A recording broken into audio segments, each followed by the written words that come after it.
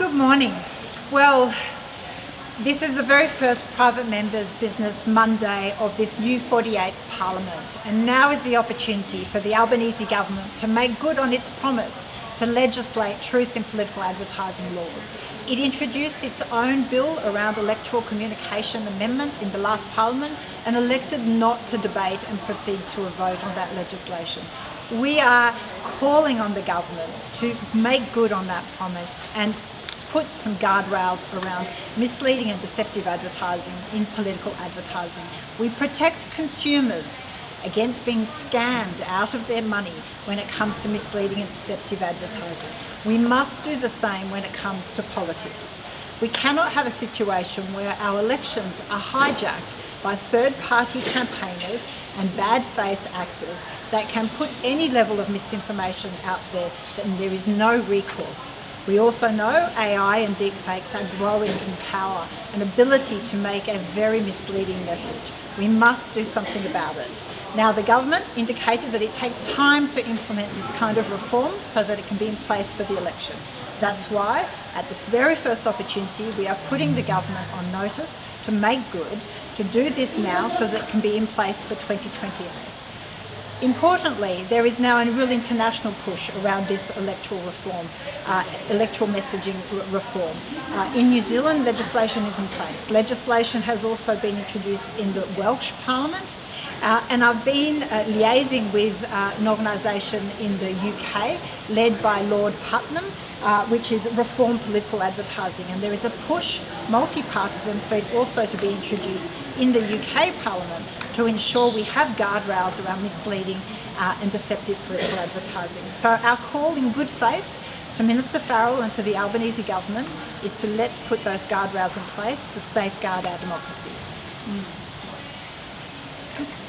We protect people in business from lies, but not in politics. And this problem is only going to get worse. Someone from my team showed me how they could generate an audio clip of my voice saying something that I've never said before. It's really easy to do, and I could barely tell the difference myself.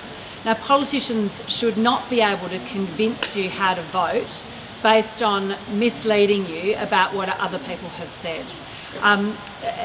This is a huge issue in a circumstance where there is already declining trust in politicians. It's really important that we put an end to this.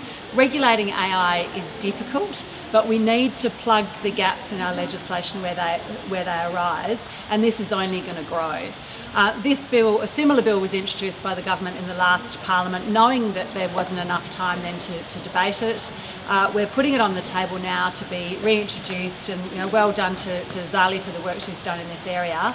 The government will now have time to actually put that in place so that for the 2028 election, people can actually believe their eyes and their ears when they're hearing what their candidates are saying and choosing how to vote. Politicians shouldn't be able to lie in elections, and the Labor government knows that. That's why they introduced a bill to stop lies in political advertising in the last term of Parliament. They introduced it, shelved it, no debate, no mention of it. This is inconvenient for the major parties. They were very happy to take the extra taxpayer money to try and stitch up electoral reform, to make it harder for independents and minor parties.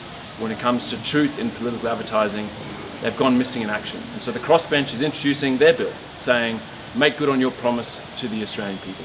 Protect our democracy. You have overwhelming support in this 48th Parliament. Get on with it.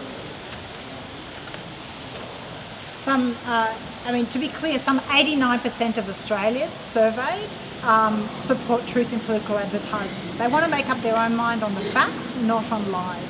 And we know with the growth of deepfakes and AI, it is really urgent that we have these guardrails in place. So I welcome Minister Farrell has indicated that he will meet and discuss how to progress, I hope, truth in political advertising. And so I very much look forward to that meeting to progress this issue. Do you have any indication of how much support you'll have from other parties in the Parliament to get this legislation through? And if I may ask on a separate question, is there any consensus within the crossbench about the recognition of Palestine and the way that the government is going? Well, on the issue of truth in political advertising, we know the government introduced its own Electoral Communication Reform Amendment and then chose to shelve it in its negotiations with the coalition around donation reform. And so maybe I would argue that the coalition should have a change of heart, and I look forward to having discussions with the manager of opposition business around this, because at the end of the day, misinformation at electoral time in our elections has a real impact. I would argue the opposition certainly had a level of material thrown at them around maybe some of their policies, as did other candidates.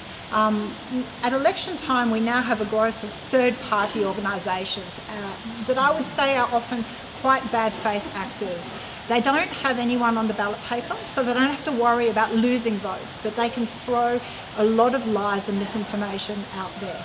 But we know the major parties take advantage of this loophole. The only reason it remains is they have used it at various times. I know there were examples here in the ACT. There have been examples in the past around Medicare, Mediscare, death taxes. We know this has been used and abused by the major parties at various times.